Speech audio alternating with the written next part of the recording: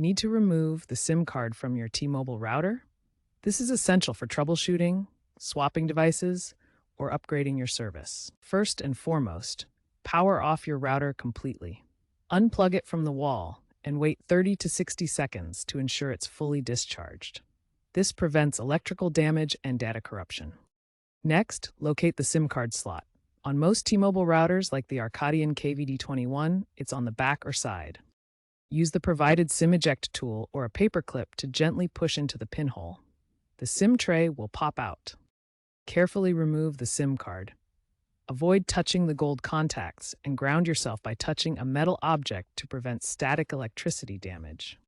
Now you can reinsert the SIM, replace it with a new one, or leave the slot empty as needed. Remember to power your router back on and reconnect to the T-Mobile network through the app or web portal.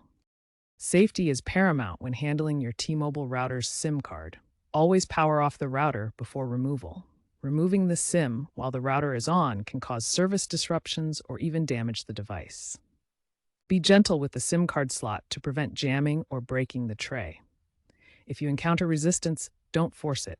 Consult your router's manual or T-Mobile support. Also, be aware that T-Mobile is increasingly adopting eSIM technology.